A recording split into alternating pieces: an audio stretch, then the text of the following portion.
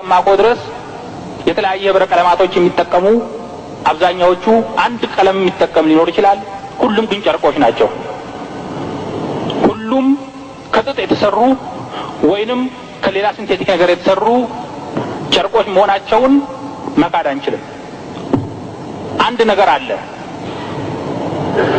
እኛ አሁንም የባንዲራን ክብር ለማሳነስ አይደለም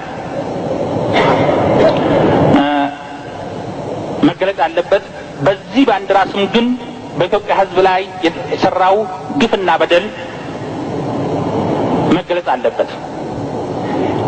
እኛ ይህንን ባንዲራ እያሳዩን ይህም ባንዲራ ከእግዚአብሔር ነው የወረደልህ፣ ይህም ባንዲራ አምልክ እየተባለ ከባንዲራው ጀርባ ሲፈጸሙ የነበሩት ግፍና በደሎች መታወስ አለባቸው። ከዚህ ባንዲራ ጋር ግንኙነት አላቸውና የሚል አመለካከት አለን።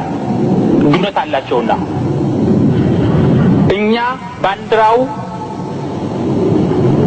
ስናነሳ ከባንዲራውና በዛን ጊዜ የነበረውን ስርዓት ነጥለን እናያለን። ጨርቁ አይደለም የገረፈን፣ ጨርቁ አይደለም የገደለን። ይህንን ጨርቅ እያሳዩ ይህን ባንዲራ እያሳዩ በደልና ግፍ ሲፈጽሙብን የነበሩ ክፍሎች ነው የምንመለከተው። አስታውሳለሁኝ ይህ ባንዲራ ከሰማይ ነው የወረደው፣ በክርስትና በኩል ነው እንደዚህ የመጣው እየተባለ ይገለጽ ነበር። በባንዲራው ላይም መስቀል የጫነ መስቀል የተሸከመ የአንበሳ ምልክትም ነበረበት። እንግዲህ ይሄ የሃይማኖትን እኩልነትን የሚገልጽ አይደለም።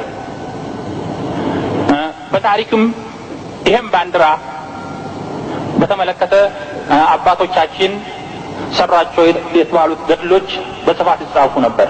ችግር የሆነው ምንድነው? አባት አንዳንድ ጊዜ አባት ቀማኛውንና ልጅ ዳኛ ይሆናል። የአባቱን ገድል የአባቱን በደልና ግፍ ከመፋረድ ይልቅ ከአባቱ በደልና ግፍ ጎን ይቆማል። ስለዚህ ነው አባቶቻችን ስንልም እኛ ከዚህ ባንዲራ ጋር አያይዘን ማየት አለብን የምንለው። ይህን ማነሳው ቅድም የተሰነዘረ ጉዳይ ስላለ ነው። ራስ ዳርጌ የአርሲ ኦሮሞ አባት ነው ብትሉኝ አባት አይደለም፣ ታሪካዊ ጠላት ነው የምለው እኔ።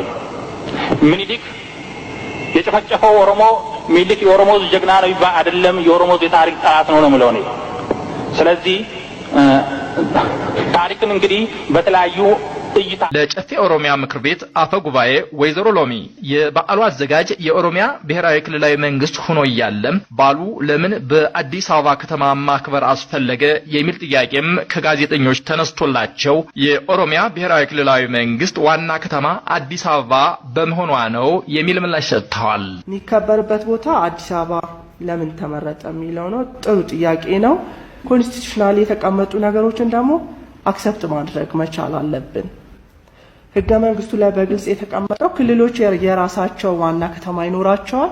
በዚሁ መሰረት የኦሮሚያ ዋና ከተማ አዲስ አበባ ወይም ፊንፊኔ እንደሆነች በክልሉ ህገ መንግስት ላይ በግልጽ ተቀምጧል። ያንን ዲናይ ማድረግ የሚችል አካል ያለ አይመስለኝም። ህጋዊ ግራውንድ ስላለው ብቻ ነው፣ ሌላ ምንም ሞቲቭ የለንም።